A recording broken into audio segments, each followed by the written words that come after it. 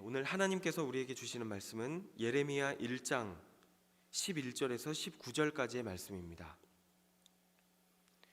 예레미야 1장 11절에서 19절까지의 말씀입니다.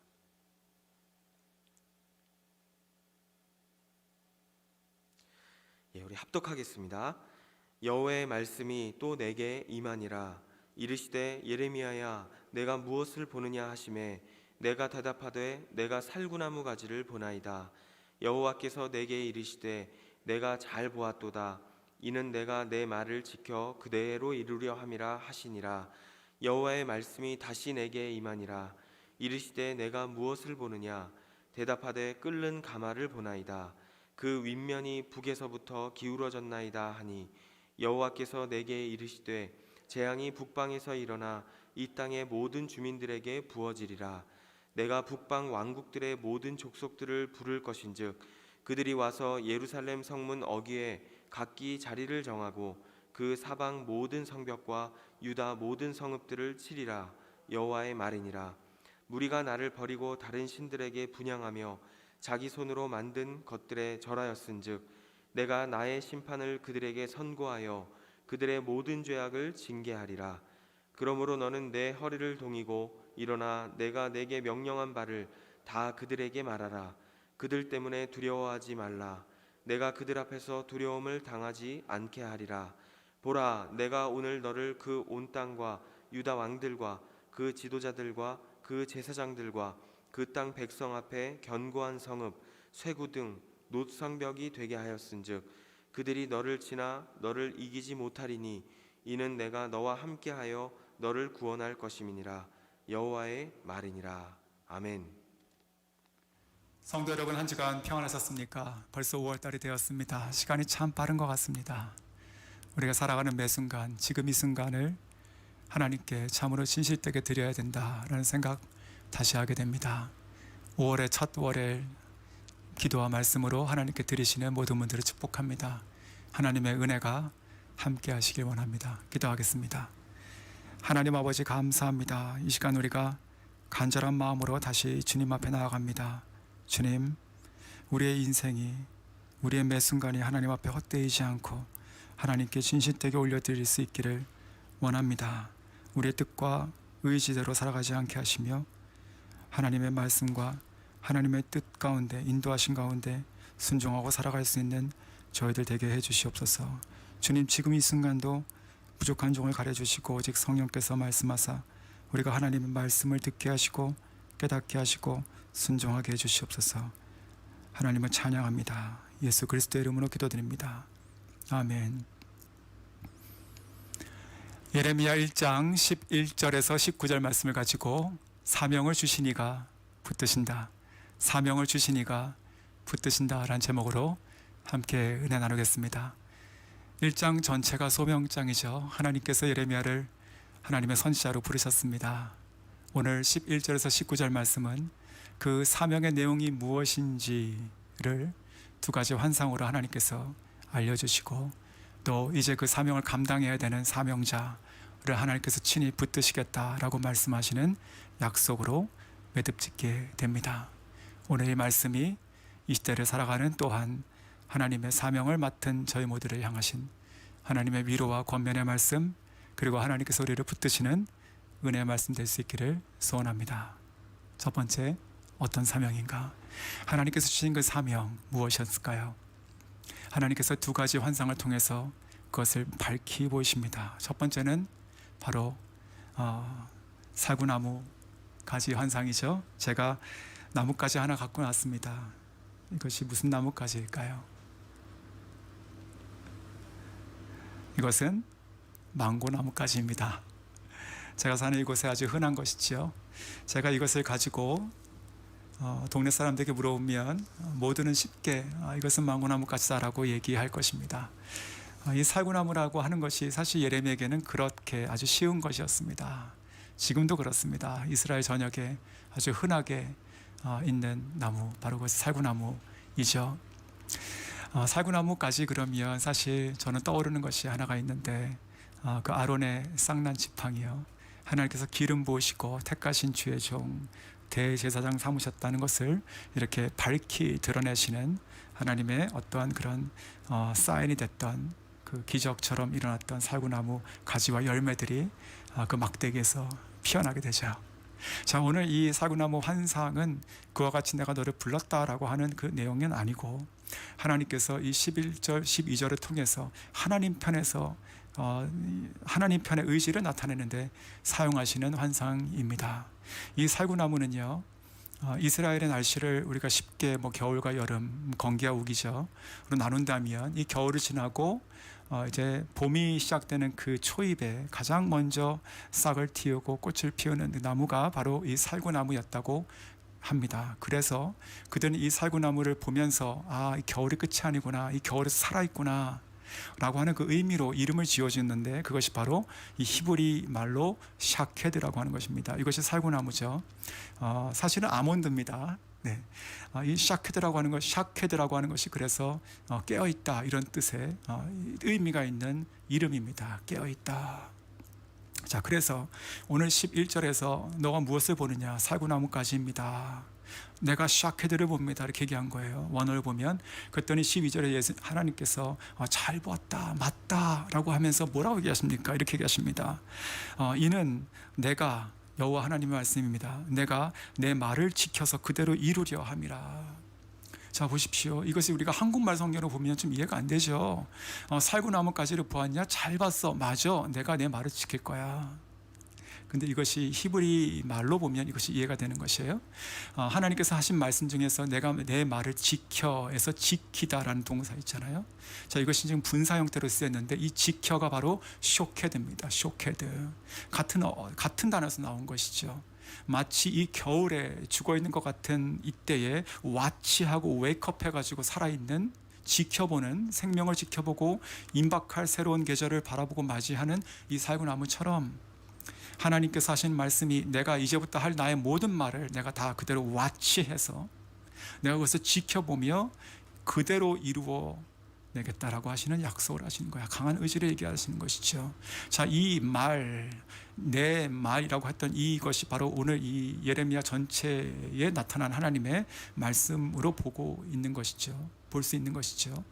하나님께서 허물고 그리고 다시 세우신다 하는 이 6개의 동사로 나와 있었던 그 재앙과 그리고 회복의 말씀, 이 전체를 하나님께서 이제부터 말씀하시기 시작하실 것인데, 그것을 내가 그것을 와치하며 내가 그것을 반드시 이루리라 라고 하시는 하나님의 굳은 의지를 이 살구나무 가지를 통해서 말씀하신 것입니다. 그러면서 그렇다면 이 내용이 무엇인가, 이제 그 얘기는 아직 안 나왔잖아요.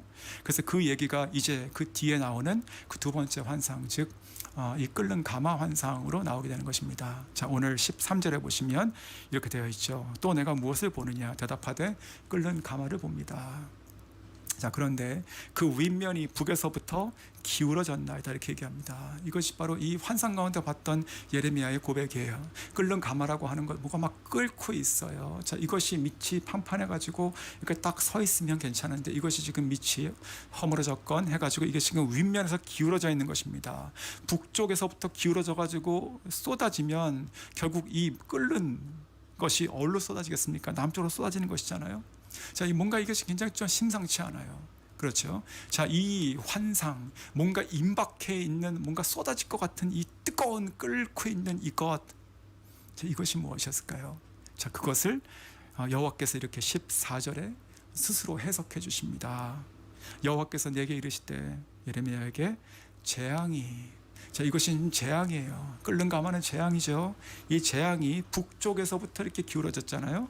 그래서 북방에서 일어나서 이 땅 모든 주민들에게 부어지리라.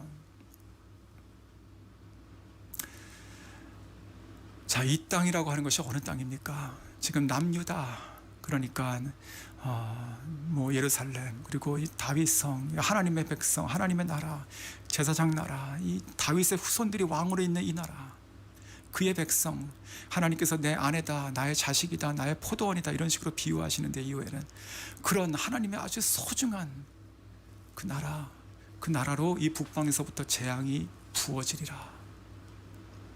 무섭죠? 자, 그러면서 15절에 이렇게 이어가시죠. 내가 여호와의 말씀이죠. 내가 북방 왕국들의 모든 족속들을 부를 것이다.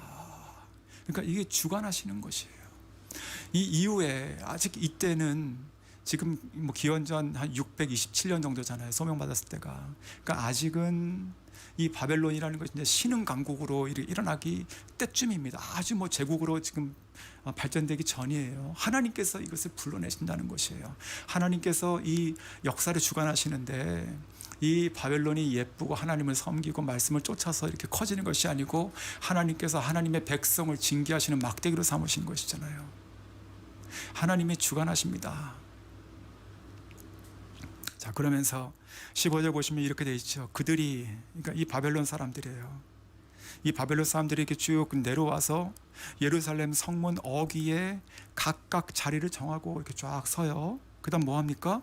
그 사방 모든 성벽과 그리고 유다 모든 성읍들을 어떻게 해요? 치리라, 허물리라.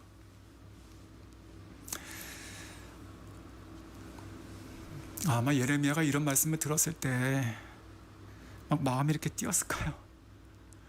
두렵고 놀랐을 거예요.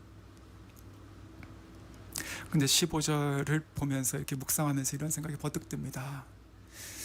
사랑하는 성도 여러분, 이 당시에 있는 이 유대인들도 그렇고 지금을 살아가는 우리 크리스찬도 왜 우리가 하나님께 멀어집니까? 왜 우리가 믿음을 자꾸만 떠나게 됩니까? 교회와 예배와 공동체에서 멀어지게 됩니까? 왜 우리가 하나님이 아닌 다른 것들을, 즉 우상들을 의지하고 나가게 됩니까? 쉽게 생각하면 잘 먹고 잘 살기 위한 것입니다. 그런 바람을 가지고 하는 거예요. 더 낫기를 원하고, 더 풍성하게 원하고, 더 커지길 원하고, 더 편하게 원하고, 더 윤택하게 원하는 것입니다. 그런데 그 오늘 15절의 말씀이 우리에게 가르쳐주는 결론적인 말씀 뭐냐면, 하나님을 떠나고 우상을 섬긴 그 끝에 뭐가 있다고요?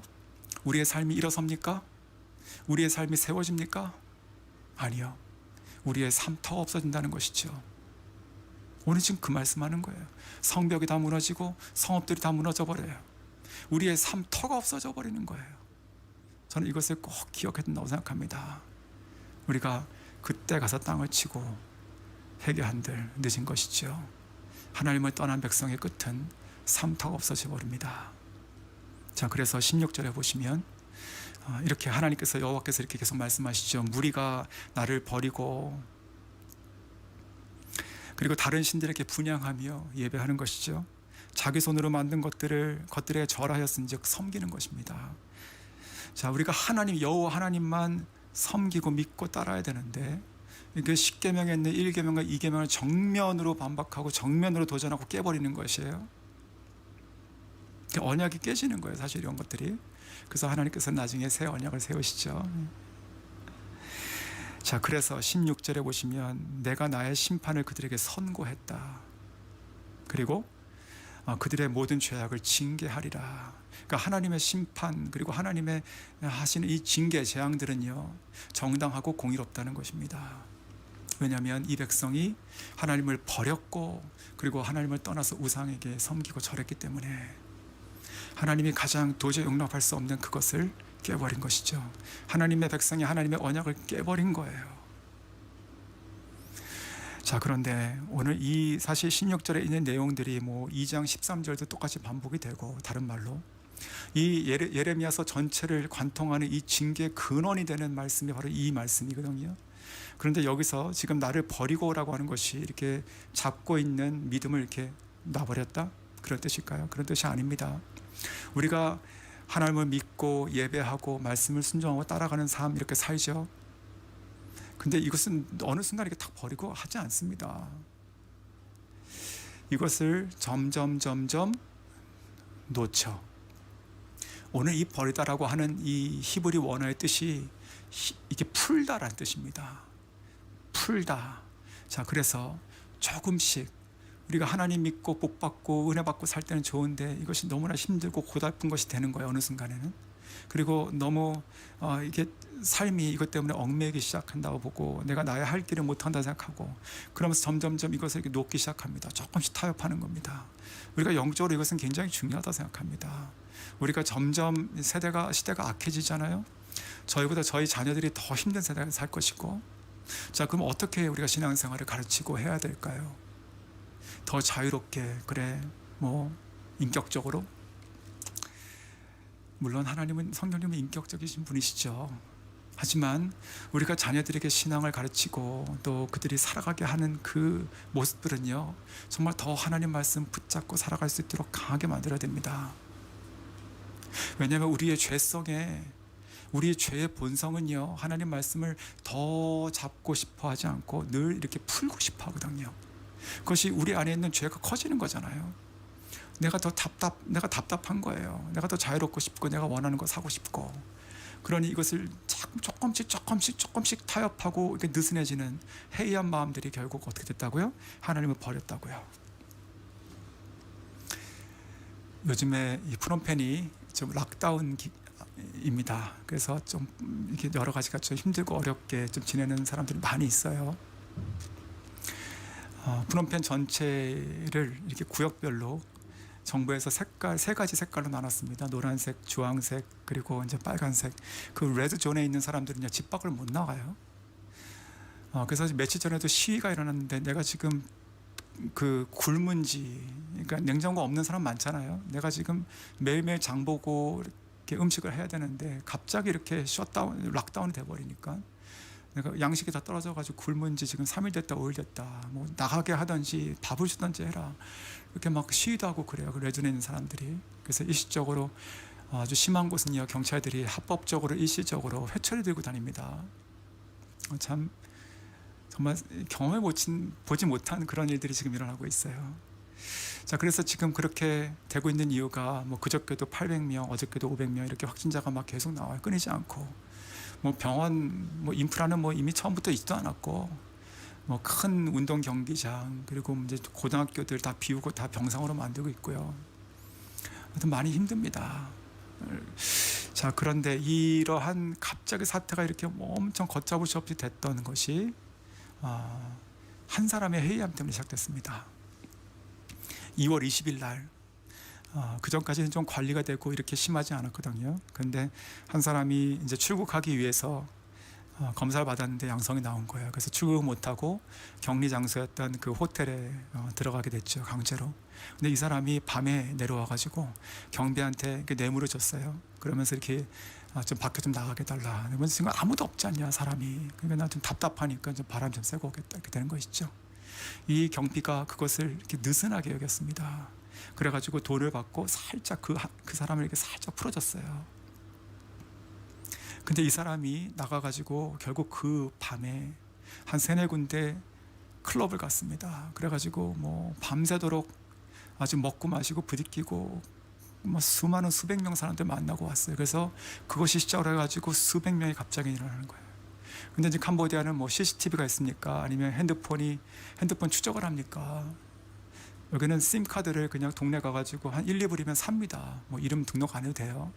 그러니까 이게 추적이 안 되는 거예요. 그래가지고 지금까지도 그 사람들이 어디 있는지 몰라요. 그래가지고 정부는 협박도 하고요. 너 잡히면 너 감옥 간다. 아니면 어쨌든 회유하고요. 그냥 일단 신고해라, 괜찮다. 뭐 지금 너무나 힘들어하고 있습니다. 자, 이렇게 한 사람이 그것을 살짝 놨는데 그것이 이렇게 된 거예요. 우리가 이 16절을 보면서 우리가 그런 생각을 좀 이렇게 타이트하게 가져야 된다고 생각합니다. 하나님을 섬기는 것, 정말로 우리가 정신을 차리고 하나님을 섬겨야 되는 것이에요. 하나님을 섬기는 것에 대한 우리의 마음이 게을러지고 이렇게 느슨해지기 시작하면 망합니다. 자, 이러한 하나님의 징계, 이 사명의 내용을 받았던 이 예레미야는 마음이 어땠을까요? 하나님 감사합니다. 이 뜨거운 말씀, 이 놀라운 말씀 나로 인해서 전하게 하시니 내가 영광입니다, 그랬을까요? 전혀 반대죠. 100년 전에 이사야는요, 소명받았을 때 성전에 가득 찬 하나님의 영광을 보고 하나님 나를 보내십시오, 이렇게 얘기하잖아요. 근데 예레미야는 아마 거꾸로 얘기하고 싶었을 거예요. 하나님, 나 말고요. 마음이 너무나 무겁고 힘들었을 것입니다. 자기가 지금 본 환상, 하나님께서 이와 같이 이제 내가 나의 백성을 향해서 이 재앙을 북방에서부터 내가 불러일으켜가지고 내가 쏟아 부으리라. 그러면서 17절부터 19절로 가보겠습니다. 하나님께서 이렇게 말씀하십니다. 너는 너의 허리를 동이고 일어나라. 그리고 내가 너에게 명령한 말을 다 그들에게 말하라. 두려워하지 마라. 사람을 두려워하지 마라. 다 그대로 말하라. 자, 그러면서 18절 19절 보십시오. 보라, 내가 오늘 너를 그 온 땅과 유다 왕들과 그 지도자들과 그 제사장들과 그 땅 백성 앞에 견고한 성읍 그리고 쇠기둥 노성벽이 되게 하였다. 그들이 너를 칠 것이나 그들이 너를 이기지 못하리라. 내가 너와 함께하여 너를 구원할 것이다. 이렇게 말씀하십니다. 아멘. 자, 그런데 이 말씀 가운데 아주 놀라운 아주 하나님의 축복의 말씀도 있고, 그리고 처절한 이 예레미야 인생도 담겨 있습니다. 우리가 누군가를 싸움을 한다고 한번 생각해 보십시오. 내가 만약에 어린아이들하고 이렇게 놀아주려고 하면 그냥 이렇게 편안한 마음으로 이렇게 레슨을 하죠. 근데 내가 운동선수예요. 그래가지고 내가 링 위에 올라가야 돼요. 그럼 나는 몇 달, 몇 년을 몸을 만듭니다. 아주 강하게. 내가 부서지지 않도록. 근데 내가 만약에 군인이에요. 그럼 나는 갑옷을 입습니다. 내가 전쟁터에 들어가가지고 임무를 수행해야 되는 어떤 한 사람이에요. 그럼 나는 더 내 자신을 강하게 보호하고 온갖 첨단 장비를 붙여가지고 적들을 물리치려고 할 것입니다. 즉, 지금 오늘 이 견고한 성읍, 쇠기둥, 노성벽이 되게 하셨습니다. 왜요? 이것이 앞으로 살아가야 될 이 예레미야의 인생의 강도라는 것이에요. 오늘 이 19절에 그들이 너를 칠 것이다. 얼마큼? 이만큼. 그들이 너를 얼마나 칠 것이면 너는 쇠기둥이 돼야 돼. 너는 노성벽이 돼야 돼. 이렇게 말씀하시는 거예요.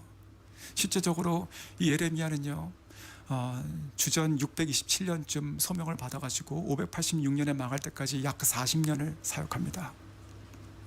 그 40년 동안 내내 핍박받고 고통스럽게 살죠.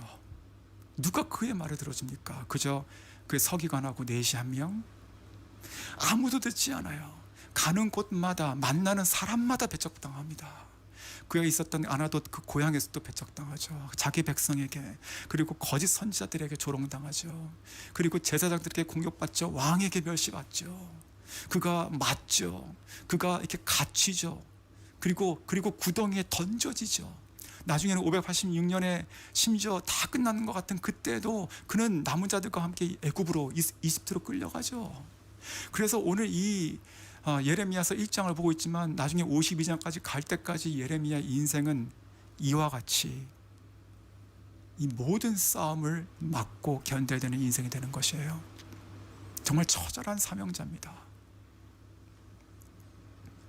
그 예레미야를 하나님께서 세우시는 거예요. 그리고 그 예레미야를 하나님께서 동행하시겠다고 말씀하시는 것이죠. 내가 너를 보내는데 내가 너와 함께 갈 것이야. 내가 너와 함께 가면 너를 구원할 것이야. 너가 핍박받고 네가 사람들이 너를 치고 너가 던져질 것이지만 내가 그때마다 너와 함께하고 너를 구원할 것이야. 너가 부서지지 않을 거야. 너는 쇠기둥이 될 것이야. 노선벽이 될 것이야. 내가 그렇게 만들게. 이 가운데 눈물이 보이십니까? 사명을 주신 이도, 그리고 사명을 받은 이도 함께 우는 것입니다. 말씀하겠습니다.